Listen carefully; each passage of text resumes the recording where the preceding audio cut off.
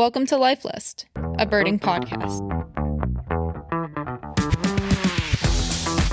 Hello. Welcome, everyone. This is Life List, a birding podcast with Alvaro Jaramillo, Molly Brown, and me, George Armistead. If you're hearing something a little different today, it could be because we are all outside in the field while we record. How about that, guys? Yeah. Hello. We've talked about this for a long time.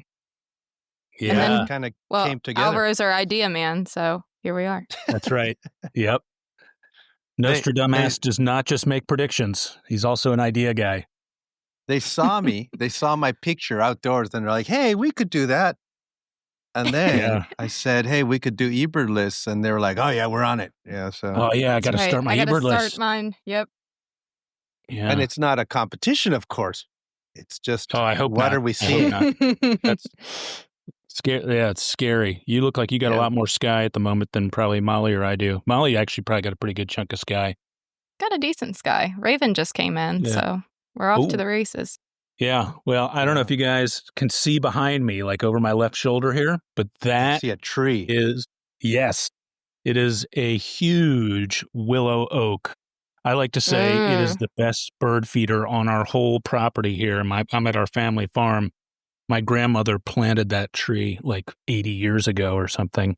Wow. And it's been full of warblers today. A lot of magnolias, perulas around, black and whites, red starts. I had a really nice morning walking around here this morning, mid-September here. I think, according to Birdcast, something like 1.1 million birds went over the county here last night. So full swing. Here too. Coincidence, it's mid-September too here. Mid-September also there. Wow.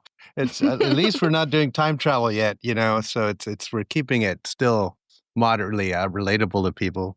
But I don't know.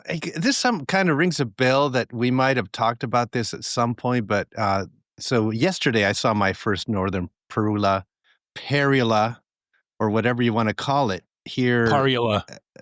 It's or parula. Ferula. And I was thinking, okay, well, these are the northern population. And I don't know if folks know this, but if you look at the distribution, northern Ferula, it has this big gap, like a latitudinal gap. So they're up in the north in parts of Canada, and they're kind of in the south forests, but they're not in between. And it's because the humidity level or some aspect of the environment doesn't allow for the growth of the moss that they use for their nesting. That's so they're uniquely into. And I thought that was pretty cool that just one little plant group that's missing, or at least not abundant at a certain latitude, and the birds skip it. And actually, they're either north or south of that area. And I always thought, like, can you detect two different migration peaks in the south of a northern parula or not? It's kind of neat to think about. That's fascinating. And I've never really noticed it before, but looking at the map here in Merlin, it's just as you say. Yeah, I don't lie. Kind of. Yeah. Yeah. There's kind of like, there's kind of a big swath through the middle of the range there, or at least the northern third of it or so, breeding range. And there's a nice patch. It looks like kind of in New York, where around the Catskills and the Adirondacks, but otherwise, nice big break there. Also interesting that it's for nesting material rather than a food source, which is generally the first thing I think of. Right. And then you wonder, too, there might be a correlation. Maybe the nesting material is associated with food source and vice versa. Yeah, right. I don't know, Speaking of, Al, second bird on the list here since we started. First was red-eyed vireo. Second, northern parula right now. Had several here this morning, too. And likely of the northern population? Yeah. I'm on a 2-day streak for Connecticut warbler, which was a new property bird yesterday. Molly. Good God. Which they migrate through here in good numbers in the fall. So I knew it was very possible to have on the property, but accidentally kicked it up. Jeez, that was my number one target this morning. I was like, I hit all the areas where I've had one here once before, but I was like, my Connecticut warbler meter is like running on red, and I need a refill on Connecticut warbler real bad. This is the week that I feel like we're really kicking into fall migration here. And I get a little FOMO earlier in September every year because it seems that things are delayed in this part of the country from what's either more in either flyway to our east or west. So we've always got what feels like a week lag or so. And so, I start seeing a lot of reports of people getting a dozen warblers or more in a day, and it's not happening here until this week, which is also my birthday week, which is the first day of fall this year. So it's a good time for me. Yeah, that does dovetail nicely. Yeah. Al, you said you were looking for hawks there. Are you seeing any hawks? Yeah, just now an adult bald eagle flying way up high going south, and a turkey vulture that was also, flying around. It's really blue skies here today. Definite kind of cold front went by. It's not the classic, puffy clouds, cotton clouds that seem to be the best days to see hawks, with a north or northwest wind. But this is probably a day where a lot of them are going over, but they're so high up. And if that head of that bald eagle hadn't gleamed, this American bald eagle here in Canada, a bald-headed eagle hadn't gleamed in the light, I would not have seen it. And, my eyes are just not what they used to be back in the day. I think this is the kind of time where I notice it, and where you really need some resolution. It's, I'm hopefully they'll do eye transplant soon, we can just. Blue skies are very, very, very hard on the hawk watch, and there's no question, even for the freshest of eyes. Pretty darn tough. There's been no hawks really moving here today. Good bunch of songbirds around. And I was thinking, I had several things here. I did a nice traipse around the family farm here. Traipse, yeah. Started out watching the water, and I'm still hoping for brown booby. Still never had a brown booby for the property. Oh, me neither. Me neither. It's going to be tough up there, Molly. Yeah. But we're just south, 7-8 miles or something, maybe a little bit more than that, of a spot in the bay where there's been routinely 12 to 20 all summer long. Wow. And I know it's just a matter of time that, we would get one. And so I'm always looking whenever I can squeeze it in, but I did not have that today. But when I got out to our little peninsula, I did have a juvenile tricolored heron fly over, which is the first I've ever seen here. My dad's had them a couple times before, but I've never seen one. And that was pretty awesome. But also on my walk, I had a handful of brown-headed nuthatches and a flight of red-headed woodpeckers, which was deeply satisfying. I still remember my life for red-headed woodpecker. It was about 30, 40 feet from where I'm standing right now on a locust tree. And it was perched, and it was a migrant because they never nested here. But today I had like a dozen, and nearly all of them were flying north, which I can't really explain. And they were either in singles, pairs, or there was one group of 4. And man, it was just so cool to see that, just see these birds on the move, right at probably peak migration for them. And did they all have red heads? Birds. I couldn't see all of them. Most of them were adults. There was a couple that I couldn't see. I didn't identify any as juveniles, but there were a couple where I couldn't really see the head as they were flying. And even the wing pattern, is different, but still with the brevity of the sighting or just the distance, I couldn't tell necessarily what age they were. But yeah, mostly adults. And I think they actually bred here this summer for the first time as well. But never saw either of those birds as a kid. Another thing I never saw here as a kid that we see here now a fair amount in the last decade or so are Delmarva fox squirrels, which was an endangered species up until about 10 years ago. And I had 2 of them today. I've seen one here before, never seen 2 before. So to see a pair kind of doing their thing was pretty fun. They're quite different than the gray squirrels. Your dad might be introducing them. That's my thought. He loves squirrels, that man. Yeah, nobody loves squirrels more than him. About. Yeah, exactly. Yeah. I got a whole bunch of things pop into my mind. One of them, Molly, if you see a Connecticut warbler right now while we record, you have to say, we're stopping our regularly programmed recording for Connecticut warbler. I don't think I'll see one from here, but we'll see. think, yeah, that's my other question. So as a person just moving back to the East who ages ago saw a Connecticut warbler, but not for a long time, where would I look? Like, what is the standard kind of thing that you say, here's where I should look for Connecticut warbler, or what kind of habitat did you see them in?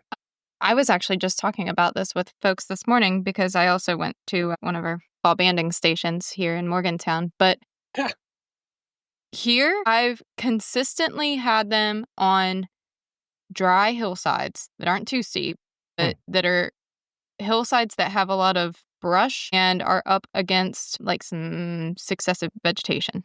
Like at the property here, I've had them in a little locust patch that is just surrounded by a lot of like really brushy, like by burnums and dogwoods, and it's right up against a field. So it's not really moist and it's not really forest. Like it's sort of like Right, brushy, up low against forest, but forest. it's dry?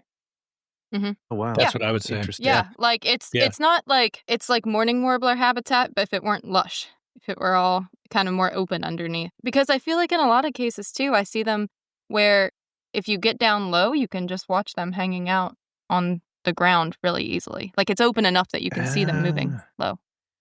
So that's it's my like take. interesting. It's not exactly what I would have kind of predicted. I would have predicted something much more moist for some reason. I always think of these, almost like, I don't know why, but that's a really good thing to know. And then, it almost seems like it's 1/3 of the way to Kirtland's warbler migratory habitat, which is like clear enough. There's some shrubs around, but it's clear enough that you see dirt on the ground, like you see open patches of Yeah, dirt. exactly. And yeah. okay, that's good to know. I think it might have to wait till next year or the year after or the next 10 years, but I will be looking each time I find a dry kind of I spot. wonder We have if a lot you'd of be. limestone here too, so Yeah, well, that makes sense. I assume that you would have them more in the fall than the spring up your way because I've never seen the yeah, spring one here. I've seen them in the spring in Ohio and migration, and I've never seen them on breeding territory, yeah, but one day. And I'll yeah. tell you I've what looked else for them multiple times in breeding, but no. yeah. Well, how far from you do they breed And now? well, I mean, if I wanted to see one in the summer, I could. It'd probably be like I don't know, a long drive, but long drive. I'm not Yeah. sure I can't say for sure, but I've looked for them in Alberta. And one of the things that seemed to Yeah. happen there is by sort of about July 1st, they've stopped singing. And our tour was timed around then. And they were there, but they just had stopped singing. Then they became kind of impossible to see. And, all the locals were like, well, a week ago, they were sitting right here on these bushes right up high, Yep. Okay. Yeah, I'll look next fall. High, shrubby, hillside spots. Okay. Good to know. Yeah. For me, I think it's probably a little different. It's probably a little different than for you for Connecticut's, but I think it's probably similar habitat, but we don't have as many hills. But for us, I would say it's almost like common yellowthroat, mourning warbler type stuff. It can be wet or dry, but it's usually you're looking at, kind of a mix of, mostly kind of grassy, shrubby stuff. Maybe like blue stem panic grass, maybe a little bit of pokeberry, maybe the odd small tree someplace. But it needs to be a pretty big patch of open stuff that's kind of waist chest high, maybe even a little higher. I By the way, I gathered got a summer tanager right now is a good bird for the property right here. Very nice. Yeah, I think the wintering areas now that they're sort of somewhat known in Brazil are really dry. I want to say it's like that Cerrado habitat, which is like it's low vegetation, dry, and taller tree here and there, but definitely not forest and definitely not marsh and definitely thick enough that something can hide in there. That's my impression of where they winter. I think that's part of why they're so hard to see so much of the time, is that they are in that thick stuff, and you kind of got to get them at the edge. And it seems like so often you get an initial sighting, you put them up, and they might stop and they might jump up and look at you, and then they jump down. And if you don't get them in that little bit, that might be it. You might that might be all you get. And I've had that a number of times with them. Of course, I didn't have my camera with me yesterday, but I did take cell phone video because it was 10 feet from me. But I had flushed it up That's because awesome. yeah. I mean it's I'll send it to you guys. It's pretty cool. But I was looking at a sourwood tree that is here and maybe 6 feet tall on the property. We have a few of them. Do you know what sourwood is? It is gorgeous. It's like my favorite tree in the fall. Just a beautiful, beautiful, bright crimson red. Actually, it's like the color of my kombucha here. And I was just walking down to get a closer look at the tree and accidentally kicked up a Connecticut warbler. So I guess you have I'll to have do to a little look bit up of what that too. sourwood is. That's a Yeah, it's beautiful. yeah, Nice that's little cool. tree. So local news for me, yard. I've only been here in the yard back here from California a few days, like 2.5, 3 days or something. But I crossed my 100 species mark this morning, 102 now for the yard. So it's Nice. climbing Whoa. fast compared to Yes, it is. compared to the California yard. This is faster than the acquisition rate, as I called it. And 100 was American pipit. Oh, that's nice. Then field sparrow and ruby crown kinglet kind of rounded up the 102. So there's still a lot of really common birds that I have not seen here. So, Your I'm acquisition rate thinking, will remain high for a while. yeah, for a while. And by the time next spring rolls around, I think, by next June, I could see a 200 of, or something like that possible. It just, Wow. ducks and shorebirds need to be the things that show up for me. And I've already had a few flyover shorebirds, so I think it's doable. I mean, spotted, solitary, lesser, greater yellowlegs have all been over, and leaf sandpipers. So it's not bad. Yeah, especially if you get yourself one of those, nice mic for some live listening at night. You might get some good stuff that way. Yeah, I have that's one of these, I don't know, it's not ethical question, but birding listing questions. Like, if you're there and you hear it and you see it's identified and you didn't know it was, let's say, I don't know, a veery, because you hadn't studied up, can you really count that on your yard list if you didn't really know the It is a good technology question. told you? But I mean, sort of like photography, if you photograph something, you're not sure what it is at the time, and then you go back and later you're like, oh, I can tell what this is. Because that's exactly kind of what happened with me the other day, where I had an olive-sided in the yard, which, really good yard bird. And I was reasonably sure while I was looking at it, it was an olive-sided. And so, but like I never really saw it perched. Each time I saw it, I saw it like do about 5 really quick, short, fast flights. And we get peewees in the yard all the time. And I was like, this looks bigger, broader, stronger, faster. And I was like, I'll bet you that's an olive-sided. And I kind of got to where I thought I was moving around trying to get an angle because I could see that it was perching. And I managed to get a couple shots of it in flight that are bad, but you can tell that's what it is. Without those photos, I would not have counted it. But with the photos, yeah. I was like, that locks it in. Well, that's at least you're looking at it in that scenario and you think that's what it is and you're taking photos to confirm versus like, I don't know, taking a picture of snow geese and you realize there's a Ross's goose in later that you didn't even know you were looking for at that point, Yeah. And I don't know how I felt about that. Yeah. That's all a good argument to have an iNaturalist project for your property, because then you can throw it, anything.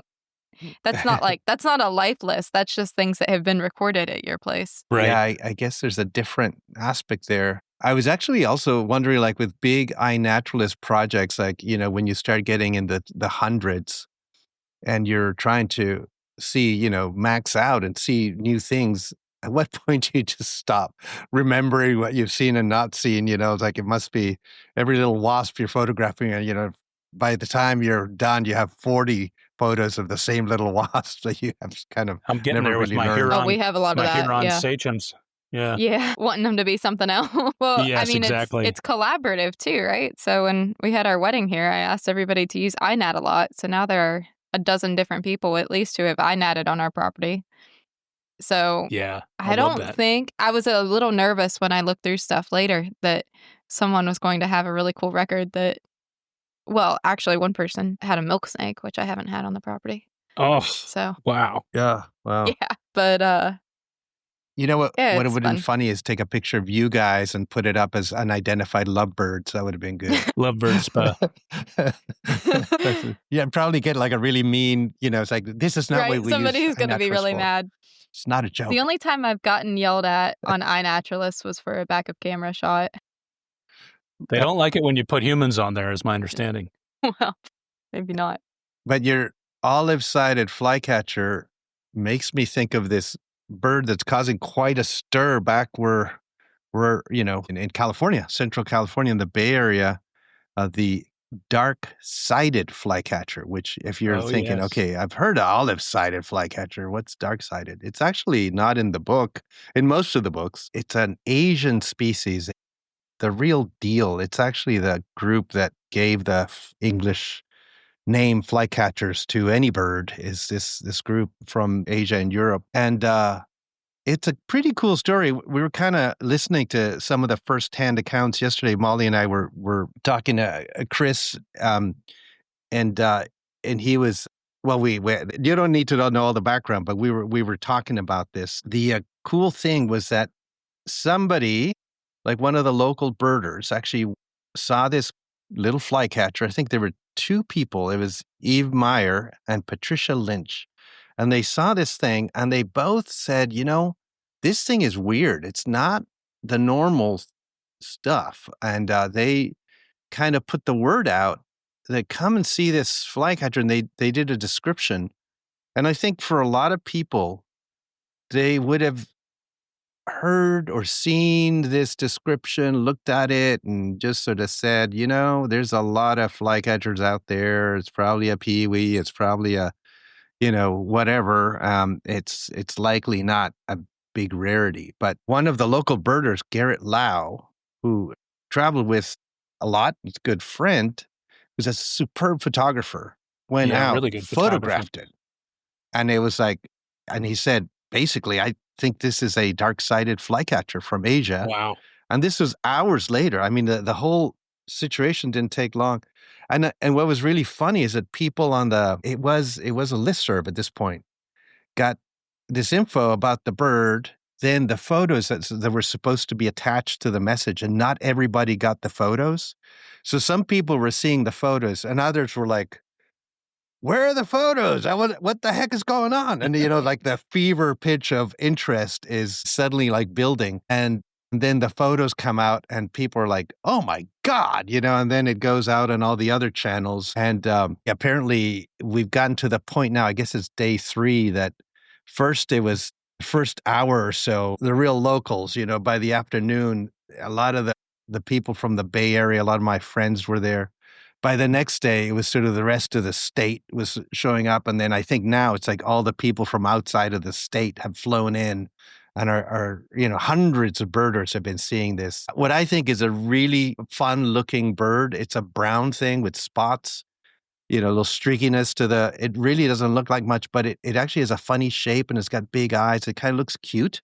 I kind of like the way they look it's just one of those birds. It seems to be just causing a stir in a great way. People just super happy that it's there and they've seen it and it's almost like a cultural event. I think some people are just going to be part of it, and it's on the Google campus of all places, which is funny. And not only that, it is the same place where a couple of years ago, like a camera, camera trap, trail camera captured an image of a Siberian ruby throat.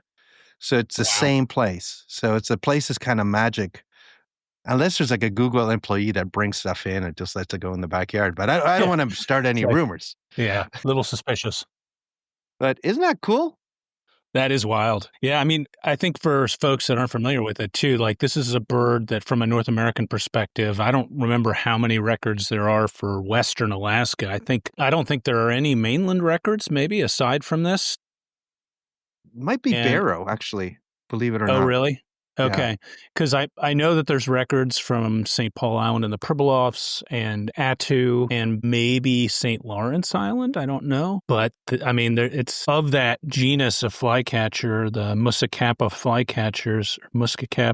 flycatchers. It's a rarer one to even get in Western Alaska. And I would think this has got to be the first record for the lower 48 by a long shot. And that is wild, man. That is really and awesome for Garrett for getting those pics into the two observers that noticed it to begin with and were like, hey, this is a little different. As you say, it's a cute bird. Like, it may just be brown, but like it's nice and plump with a big eye and a nice eye ring. Like, it's a nice looking bird, given that it's just sort of a small brown bird overall. Yeah. And they do have dark flanks, as the name implies. And when the first photos came out and everybody was like in the first minutes of this flying out in one of the venues for bird information, California, somebody said, isn't that olive-sided flycatcher? And you can really kind of see why that, it's a brown thing with darker flanks and, Sure. But then somebody else came in. It's like, no, it's way cuter. It's way cuter. It's like, no, you are wrong, sir. So one of the classic birding behaviors sometimes. Yeah, it was funny to hear the tale of it unfolding in the state, chats. And I can totally picture how that would go down. Yeah. Whose audio? We're picking up George's audio? I was going to say, is that a red-headed woodpecker? No. It's going to be our first bird on the podcast. I think your chickadees were picking up too. I think it's a gray tree frog. Okay, I was going to say, because I have noise canceling in. It could be, I have Cope's gray tree frog here. Do you think you have it at your house, Al? Or I got northern, or not Cope's or whatever. It's like I got a gray tree frog. I don't know what species. I actually, because I have noise canceling in, I can't really hear anything right around here. I can hear more in both of your yards than my yard. Yeah. Now, I think if I remember right, and some of the California frogs did this too, like in the fall when they call, they sound a little different than the spring sounds. And it's like they're slowed down, or I don't know what it is, but this sort of sounds like a slowed down, a tree frog, a gray tree frog to me. But again, it's been years since I've heard them like a lot. We like, as I entered the house last night, there was one doing that same kind of call from one of our magnolias here. It was I was thinking that's the first one of the fall that I've heard here, so I wasn't sure where it was coming from. I always think of them sounding like baby raccoons, that little purring baby raccoon sound. Yeah, totally. Yeah.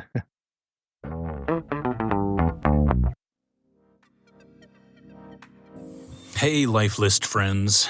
I am stoked. It is autumn, and the smooth blue asters here are popping. They are covered in Huron sachums and other pollinators. Lots of butterflies in the yard, and we're starting to get some fall migrants here. I got my first ever yard olive-sided flycatcher. That was a thrill. I'm excited to talk about that, but I'm also excited about our Patreon. It has taken us a while to get this up and humming, but it is humming now. If you haven't checked it out, I'd really recommend you go take a look on the site, check out our Patreon. You'll get some extra content there. We're doing a bunch of different things, and you'll get more kind of an insider's look at what me and Molly and Alvaro are up to, and stuff that we don't get to talk about on the pod that just doesn't make its way on there. So check it out. You can become a boom chachalaka, a gadfly, a timberdoodle, any of those we really appreciate. So go check us out on Patreon. We would love to have you as a Patreon member. Thanks for listening. By the way, we had a rabid raccoon in our backyard just a couple weeks ago. That was it was not like a super aggressive one. It was more like, it was like kind of a drunk, kind of crazy one is sort of what it seemed like. But we ended up having to call the game commission to come get it, because it was one of these things where it was sort of stumbling around during the day, and then it would like sit on its butt, like in the middle of the Yeah. sun, like, kind of like it was, with a beer in hand kind of thing. I was going to say it looked kind of like somebody that was down on their luck and down, in the city, just kind of like sitting on a curb someplace and, or me in a lawn chair after I've had a beer and passed out, sort of something along those lines. But he didn't care about people. And like my dog was freaking out, and I was like, and the raccoon did not care about the dog really. And finally we like called the game commission, and they kind of triangulated on it. Eventually the thing fell asleep in a neighbor's driveway, like again, middle of the day, just like passed out on a driveway in the sun. And they came and got it. But yeah, for a good little bit there, we were walking around the yard a little gingerly, Yeah. It's always Yeah. sad to see.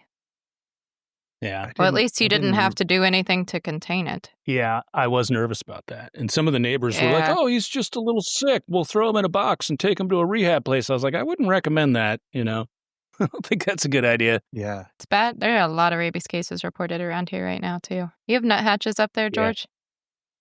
I do have brown heads. Again, I can't We're hear getting, anything. our listeners are going to have a nice little mix on their Yeah. checklist You guys for our can hear my episode. yard right now better than I can. Yeah.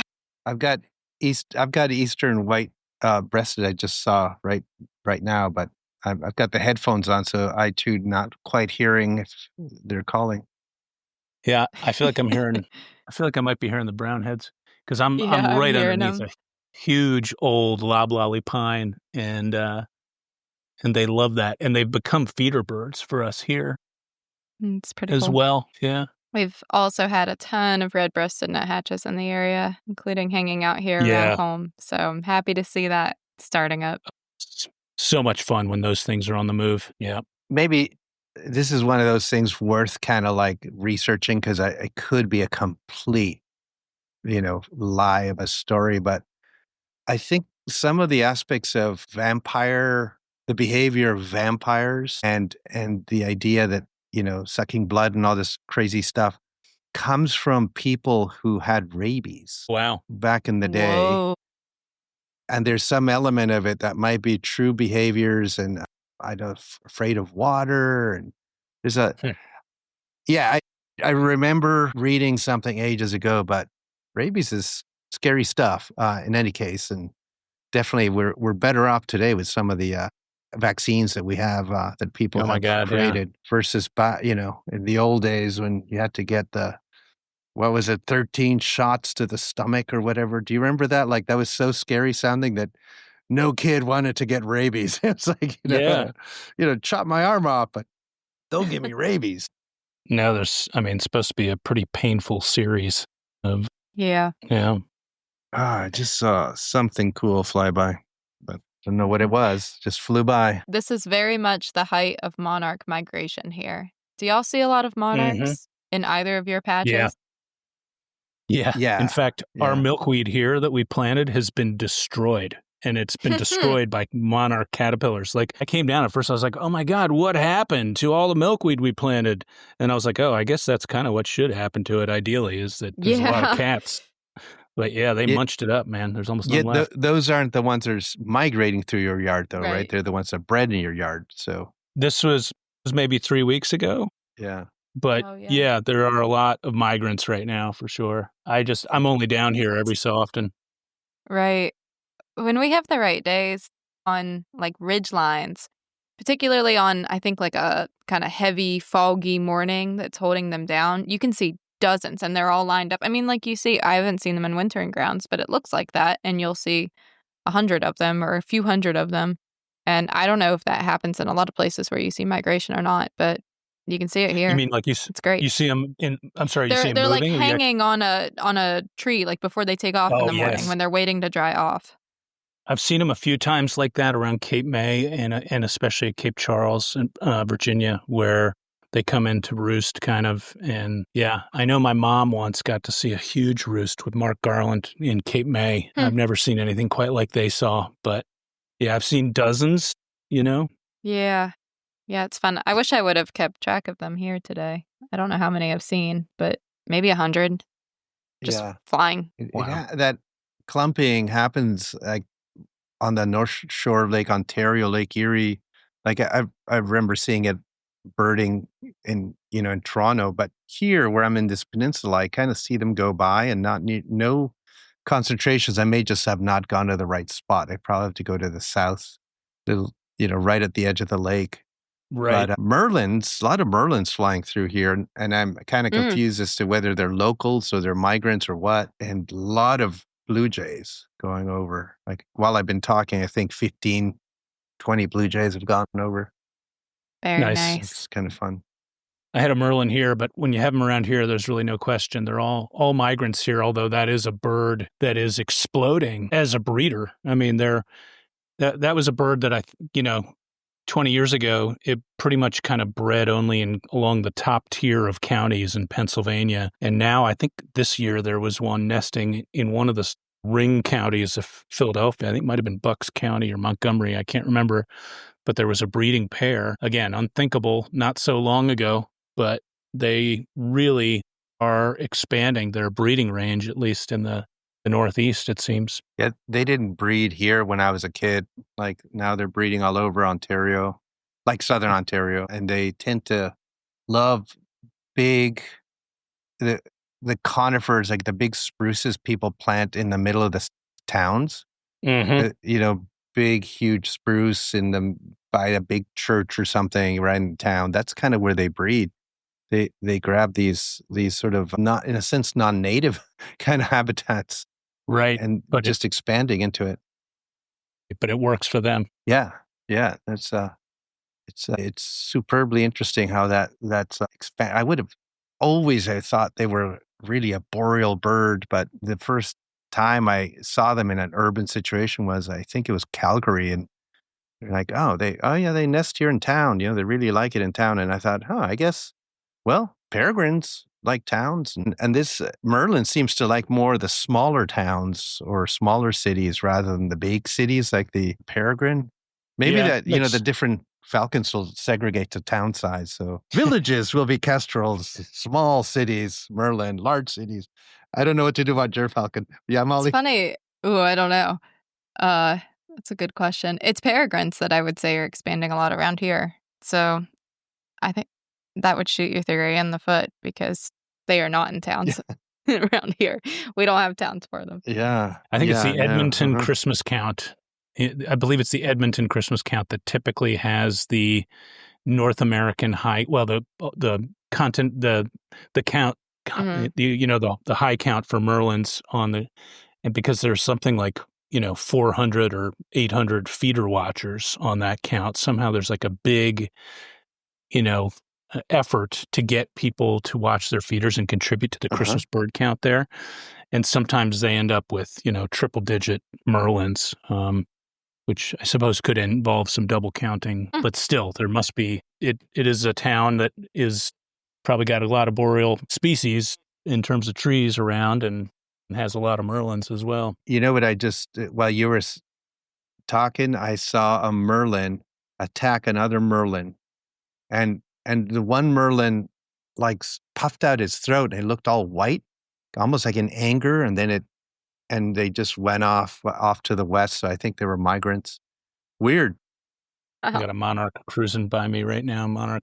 It's funny, the Merlin that I had this morning gave the way I found it was I was looking offshore and there's a dead locust tree, like nice snags, and I actually heard it giving almost like chirping sounds. And I was like, what is that? And I turned around and it's like, I've heard them make that sound before when they're interacting, sort of like you're talking about Merlins. I wondered if maybe there was a second one around that I just never saw. You guys are out in sort of, or may have visited some of the eastern hawk watching sites and that I've kind of never been to, like Hawk Mountain and some of the others. But, when one of the sites that here in Ontario that I used to go to called Grimsby Hawk Watch, they would put a plastic great horned owl on a post. I don't know if that's something that's been done elsewhere. And then the Merlins, every new Merlin that went by would attack it. And the other birds would just, would leave it alone. It's like Merlins are the jerks of the bird world. They're just like Absolutely. That was why that's why I said it's like my top reincarnation bird, is because they just look like they have a hell of a good time and nobody really can touch them. They're on the move, Something funny. big sting, Squirrel pretty well cuckoo. hidden. I had a couple cuckoos this morning. And they've been hard to come by. Oh, I got a gnatcatcher. Yellow-billed, I guess? Yeah. Or do you don't get black-billed? Yeah. We do, I but get either. they were, yeah. Yep. I think George was mentioning that, the olive-side flycatcher, and I was talking to him yesterday about olive-side flycatcher, and I think that black-billed cuckoo might also fall in this category. I think that when they migrate, they just go long, nonstop migrations, like, without stopping, so that you don't see very many of them in migration, even though they're actually quite abundant. In particular, the flycatcher is actually very common in the parts of Canadian forest. And the fact that you just don't see them that much as migrants south of where they breed suggests to me that they're just flying over everybody. And Right. I wonder if More black-billed behavioral cuckoo than does that. Yeah. That would make sense. Like, I would say they're kind of detected almost at kind of equal levels in our region. And yeah, they're both going to South America, so they're both really like strong flyers and the whole thing. So, definitely if a blackpoll warbler can make these flights, either one of those other two can be doing that kind of thing, but they're just probably not studied as well, I would say.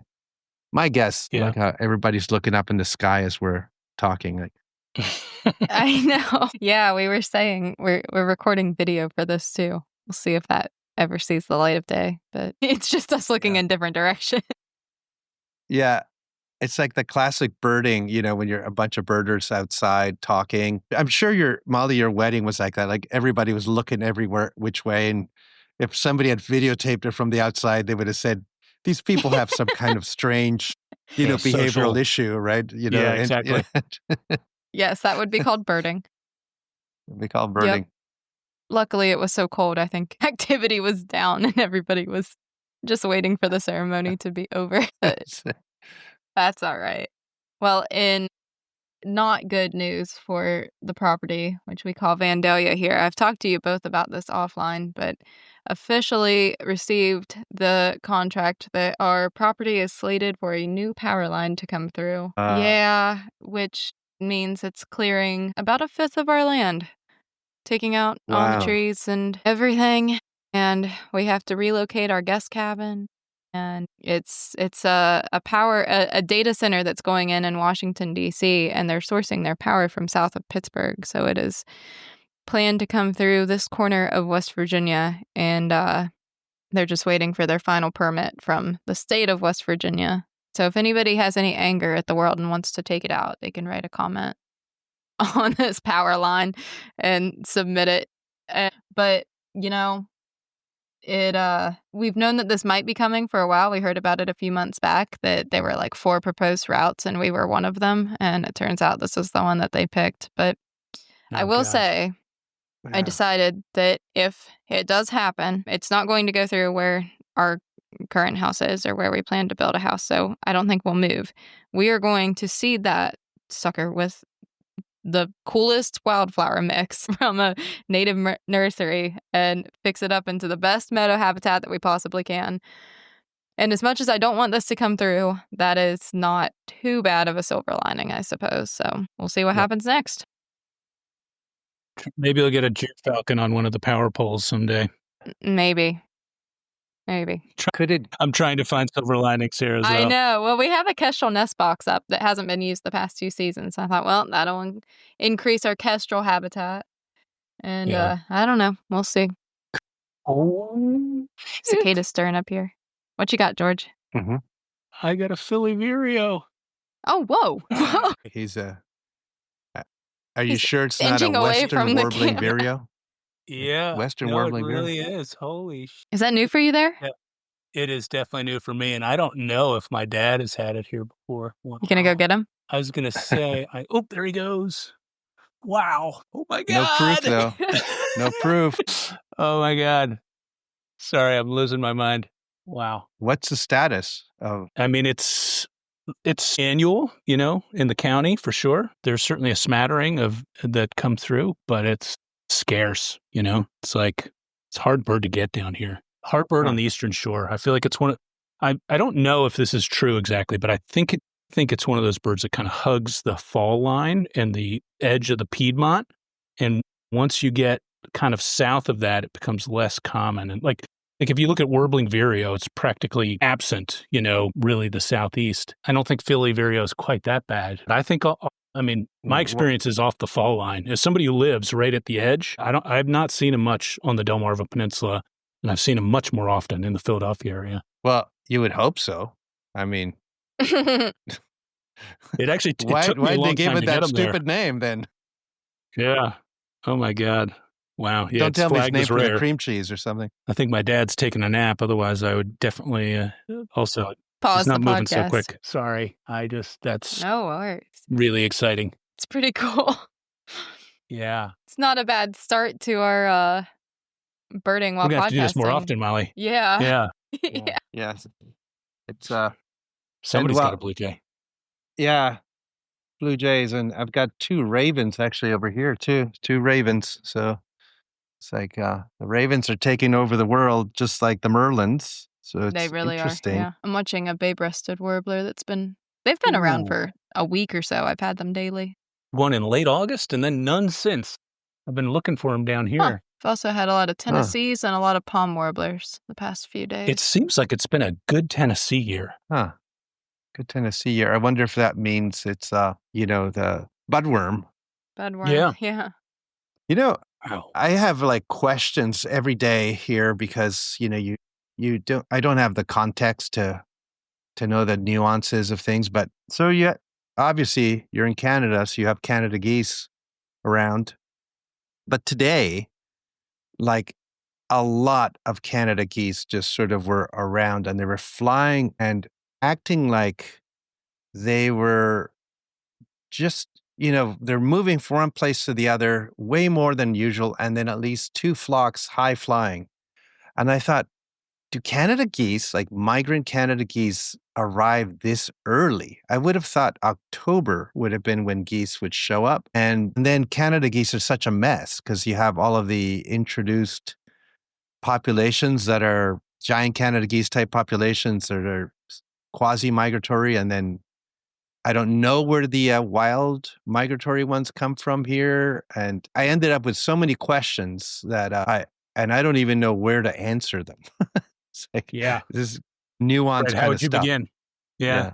Well, it's funny that you mentioned that because there have been some changes in behaviors here, at least. There are now about 400 to 500 that I've been counting nightly that are in a field down the road from here. And I don't see flocks like that whatsoever in the summer, and they just keep increasing. Huh. And that's So been in the past could be 10 days or so. okay.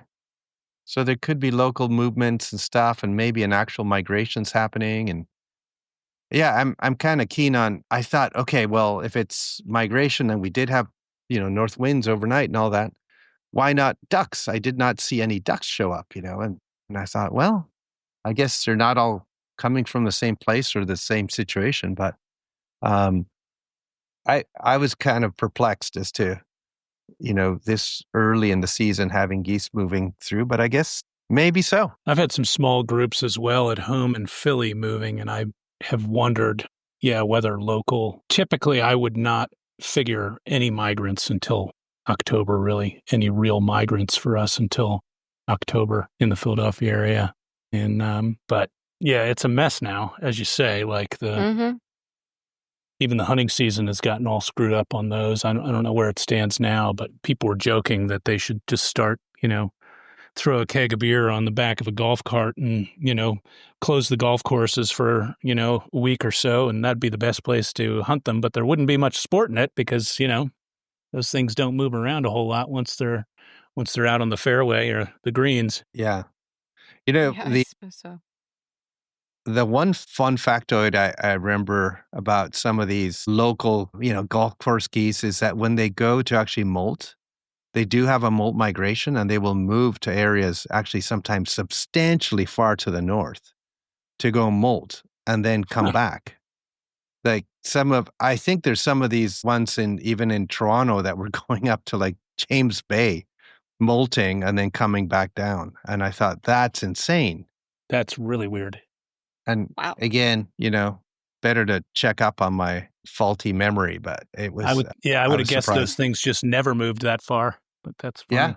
Yeah. I just found a bird by shadow, by the way. I was looking over here and I saw a shadow of a bird land on a little snag, and I looked up and I was like, that's going to be a peewee. And I looked up eastern peewee on the little snag over here. Good posture in that shadow. Yeah, exactly. Another merlin was catching a dragonfly. Boom. Nice. Yeah. Green darner. And I then think my moving to the monarch west. count is about 4 since we started, Molly. I think I'm up to about 4 monarchs now. Also had butterflies pretty good today. Quite a few buckeyes, a lot of silver-spotted skippers. And when I was out walking the edge of the fields, there were dozens of pearl crescents, which is one of my favorites. I love pearl crescents. I just think they are the best. And there were dozens and dozens today. I mean, might have been getting close to triple digits on those. They're exactly like that here, too. I think a morning cloak might have just flown through the camera on here, which is a weird one to have this time of year, but we've had a few around. And I finally got a hair streak for the property. My first hair streak was a gray hair streak last week. Oh, yeah. I love those. They don't make bad hair streaks. All of them are great. No bad hair streak days. Nope. Here, like the pearl crescents, there's 2 potential types, and I photographed them and I put them up, and nobody identifies them. Like, yeah. What do you got there? Red banded and gray, or no, northern pearl crescent, and what's the other one? I'm sorry. Gotcha. Yeah. Pearl crescent, and the other one must be, I don't know, common pearl crescent, or is it just pearl crescent? I don't know, but both are supposed to be here. Do you have Canada swallowtails or tiger swallowtails, or both? I think both. They're a different time of the year, and I'm still learning all this stuff. But yeah, Canada swallowtail, and then there's the eastern tiger swallowtail. Yeah. Yeah. And you get giants there too, right, Al? You get Yeah, right. That would be a sexy one to get around here. Yeah. Yeah, swallowtail. and black. Yeah, had a lot. Guys, of them. I cannot believe that I just got Philadelphia area. Wow, weird. I'm still like, I'm going to be coasting on a high for like at least a day or two on this. Man, wow. And you're sure, right? But the Western warbling vireos, this is an issue that's going to start coming up. They actually look a lot more like Philadelphia vireos than regular warbling vireos. Yeah. And I can see, our future is one of difficult ideas, but that's how we essentially make a living. It's by figuring some of these things out. Well, our old buddy Tom Johnson has a very good paper, I think, that just came out on separating those two.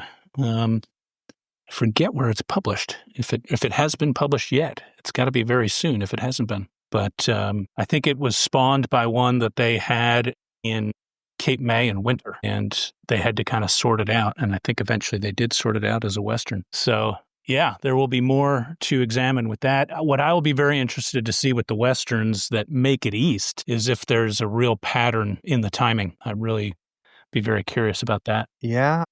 It seems to me like the timing of vagrants, Western vagrants in the east, is often like really late and winter type oddities. Not always the case with eastern vagrants in the west. Sometimes they're just a couple of weeks later in migration, and that's about it. But anything midwinter that is, like a Nashville warbler midwinter, you kind of go, is this more likely eastern or the western? That type of thing. Winter, anything in winter that's you assume is the common one, or that you see in summer, either east or west, you probably should think, I should think about this in terms of, could it be a vagrant? Whether a flycatcher or tanager, Nashville warblers, well north of where they winter, hummingbirds, all of it. Yeah, absolutely. I think, you're absolutely right. They are picked out late in the fall here. Yeah, like the one, kind of the classic one was people would be reporting like great crested flycatchers in November or December here, back in the 80s and early 90s or stuff. And people started to realize, well, wait a minute, these are actually all ash-throated flycatchers, and actually great crest at that time of year would be far, far rarer at this point than ash-throated. And there are many, many other examples now of Western birds that kind of, like the late October on into mid-December is, I think of as kind of the real Western vagrant season here in the mid-Atlantic and probably much of the East, really. So I just saw something like a behavior, and I wonder if it's common where you live, but here ringbill gulls fly high up and they do all this fly catching. So they like nighthawks. And do you see that? I don't where see it you from ring-billed gulls that much. I don't know about, I guess, Molly, you don't have many gulls where you're at. I don't see ring-bill gulls. I see it from laughing gulls Rarely. around here. Yeah. We see a lot of laughing gulls doing fly catching around here. I think it's a lot of not wasps, but a lot of, what are they, flying ants? Reproductives, yeah. But certainly see that from laughing gulls a lot in the late spring and summer. Yeah, it's something you see laughing gulls and not quite a ring-bill. bit out here, but ringbills in the West don't seem to do it. And it's a very classic behavior for Franklin's gulls, fly catching in the prairies. And to some extent, I think California gulls in the right situation. It's like you kind of forget how versatile gulls can be, but they have to be smallish or smaller, yet not too small. Right. That's like you're not going to see a great blackback gull hawking insects, really. No, they're not. Yeah, they can't move quickly enough. And then you also don't see Bonaparte's gulls way up high doing insects. They tend to be catching insects next to mud, more like a shorebird. Right. Hey, you know what? I just got a text from my neighbor saying that there's a bear walking this way. So maybe we'll have a bear on the podcast. I'll let you know if that happens. If I move too far, I'll lose service. I think it's going on the other side of the hill from here, but I'll let you know if it angles this way. Yeah. Golly. Golly. Funny. That's I actually posted the other day little memories of Tom Johnson. This is sort of the time of year where I think of him most because of pelagic trips that we used to do together with the field guides crew, and he would always kind of hang out. He would we'd go and do some birding or something. And also he'd always find some rare bird in California. I mean, it was kind of legendary. Tom and Doug would be around and they would, actually one of them was Philadelphia vireo of all things, and, in California. And it's funny how you get like a time of year, the natural events that happen, as you'd expect, would remind one of a friend who used to bird or talk birds with you. Sometimes more so in the fall than at other times, just because, lots of stuff's going on, seabirds and all this kind of thing. It's weird because, you go from sadness to like happiness of just thinking about those times, I think. And I don't know if that's what others I feel a certain warmth of just thinking about, oh yeah, we also, there's the loss of he would have been interested in the water temperatures out in the ocean this year, and he would have liked to have talked about that. So there's a kind of a loss there, but also just, he never sort of leaves our minds. So it's just that I'd share that because since we're talking about what's going on right now, it's one of the things that kind of came up for me this week. Yeah. I've also been thinking of Tom a lot because I do very much associate autumn with him and, the morning flight stuff at Cape May. I often think of his yellow-rumped warbler shot when they start showing up, not too far from now. And to me, it always looked like he shows like a yellow-rumped warbler in a glide. And I was like, somehow it reminds me of like a lammergeier soaring, but it's just kind of perfect for Tom and for Cape May. And it's Tom season, this is probably the time that he thrilled at the most at being home and also would have thrilled at being in California for those seabirds and eastern vagrants. Right. Yeah. Yeah. I know you had a pelagic, but we had also multiple pelagics out of Half Moon Bay and Monterey. And the story is warmth And there have been, this year we saw Crevaries murrelets on a couple of occasions, and actually a few trips, maybe 3 or 4, where Guadalupe murrelet showed up. So all 3 murrelets, sign of kind of generally warm waters. But there were other things that were still kind of missing. The North Pacific is so warm right now all over, like so off the charts, that it may be creating us an oddball situation where short-tailed shearwaters are arriving way earlier than they usually do, because their habitat farther north is just not bearable in terms of food, too warm. And then on the other hand, there are no boobies. You'd think there'd be a lot of boobies and things from the south, but I think what's happening is the warmth anomaly is actually happening in the north, not in the south. The south is actually kind of more normal for their, climate, yet all of Asia and all of the north into Alaska is warm. And it is troubling, but fortunately in the California inshore is still really, really good with food, and the water has been productive this year, and there's a lot of fish. So there's no breakdown of the California current food web. But you wonder how long until you have a big breakdown. And Yeah. Anyway, that's the story from the West Coast right now. South of San Diego, where is the next place that regularly has pelagics and data points to know what's going That's on? a good question. There's some California birders now that are starting to go out from northern Baja California. And then there's some folks in other times of year that go from actually southernmost Baja California, but not much. Yeah. It does seem like there's more and more pelagic activity off of Mexico overall, which is pretty cool. More and more trips out of Oaxaca, for example. Yeah, still a long way to go to get a more complete picture of things. Mm-hmm. Yeah. Suppose you won't. Yeah. That's why it's fun. I'll be interested to see how our listeners respond to their podcast co-hosts birding. I feel like we sprung this on them. Yeah, we did. We sprung it on ourselves a bit too. Yes, in true lifeless fashion. Yeah, exactly. Yeah, ad-libbing as we go. But I do think this was a fun experiment.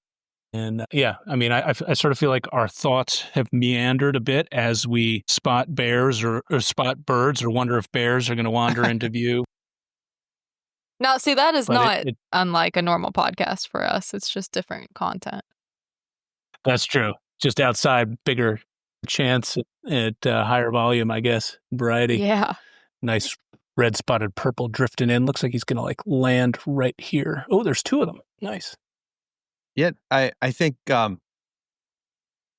early on some of the comments we had and throughout the first couple of years was that people really enjoyed when we were just talking birds and chatting, and maybe this will be another aspect of that. It's like they're actually actively birding as they talk, in a sense, almost like being at a rarity or a lunchtime at the bird festival, and everybody's kind of gathered around and you're chatting about bird topics, but you're also like, hey, look, Philadelphia area. Yep. Tractable. Oh, look at this. Can you see that? It's red spotted purples. Looks like it wants to land on my computer.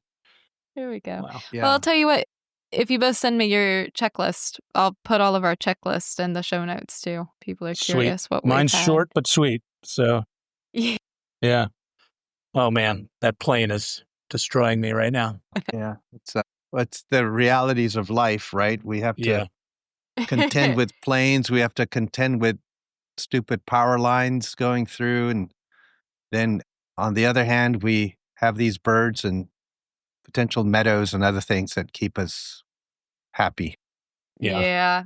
Right. In talking about Tom too, I gave a talk at my local bird club about teaching in the prison and what it was like for the first half of the year that I've done it. And I wasn't really sure where I was going with it when I started writing it. And then by the end, I had really latched on to just how grounding it is to watch birds, particularly in migration, when everything else that's happening, you still get the same week that the same things are passing through. And it's really nice to have that right now. Yeah, absolutely. Yeah. Yeah, a lot of Could not thinking consistency. the same thing. Yeah. Yep. Yeah. Well, guys, I think we should scoot. Yep. I'm probably going to keep Busy. But Yeah. yeah, I got to go tell Dad about this Vireo. My God. There we go. Yeah. Yeah. I'm going to go find this Yeah, bear. yeah. Well, All thanks right. everybody for listening while we had our meandering thoughts while we looked at some meandering birds. This has been a lot of fun. We'll do it again. We'll be back again soon with another episode of Life List. Thanks for listening, everybody. And yeah, get out, go birding. See you around, guys. See ya. Bye-bye.